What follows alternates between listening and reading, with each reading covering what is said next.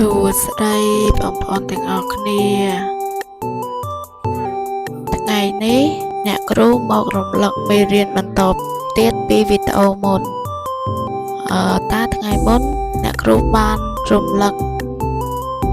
តួអក្សរអ្វីខ្លះបងប្អូនទាំងអស់គ្នាបានអ្នកគ្រូអក្សរដថដថអ្នកគ្រូចាហើយមានអក្សរអ្វីទៀតបងប្អូនទាំងអស់គ្នាចាអ្នកគ្រូគឺអក្សរចថចៅ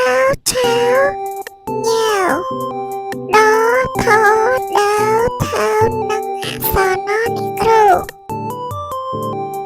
ចាល្អណាស់កូនទាំងអស់គ្នាអញ្ចឹងថ្ងៃនេះយើងមករំលឹកនៅតួអក្សរបន្តពីវីដេអូមុន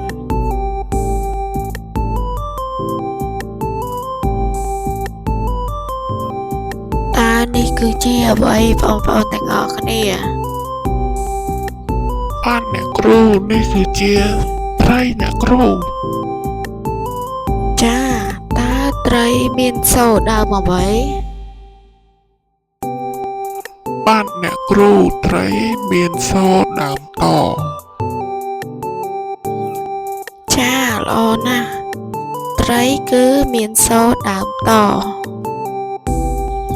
តើនេះគឺជាអ្វីបងប្អូនទាំងអស់គ្នា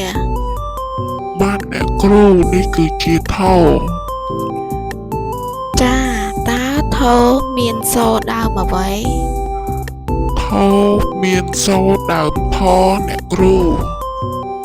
ចាត្រឹមត្រូវហើយថគឺមានសូរដើមថតើនេះគឺជាអ្វីចាអ្នកគ្រូនេះគឺជាទូគឺមានសូរដើមតអ្នកគ្រូចាត្រឹមត្រូវណាស់នេះគឺជាទូហើយទូគឺមានសូរដើមតចុះនេះគឺជាអ្វីបានអ្នកគ្រូនេះគឺជាធុងគឺមានសូរដើមថចាត្រឹមត្រូវណាស់បងប្អូននេះគឺជាធុងហើយធុងមានសូរដើមថ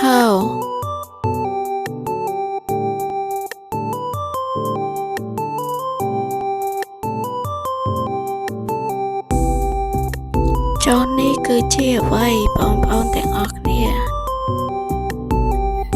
ចាអ្នកគ្រូគឺនំមានសូរដើមណៅចាល្អណាស់នេះគឺជានំហើយនំមានសូរដើមណៅ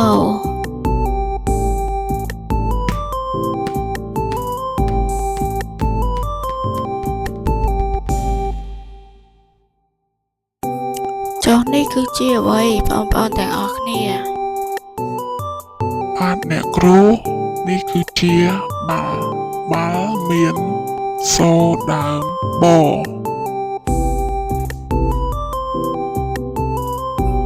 ចាល្អណាស់បាល់គឺមានសូរដើមប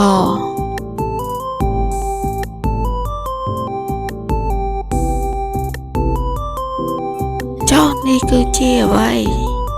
ហើយវាមានសូរដើមអ្វីខ្លះបានអ្នកគ្រូគឺផ្កានិងមេអំបៅផ្កាគឺមានសូរដើមផហើយមេអំបៅគឺមានសូរដើមម៉ូ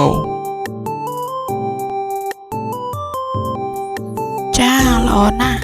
ផ្កាគឺមានសូរដើមផហើយមេអំបៅគឺមានសូរដើមម៉ូ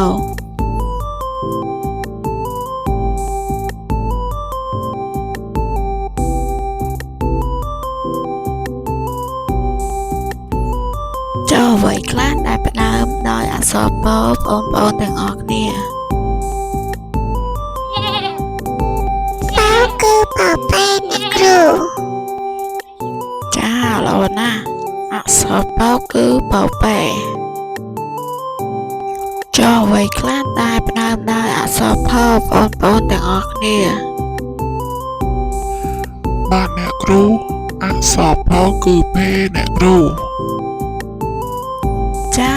អរគុណបងប្អូនទាំងអស់គ្នាដែលបានឆ្លើយនៅសំណួរអ្នកគ្រូយ៉ាងត្រឹមត្រូវ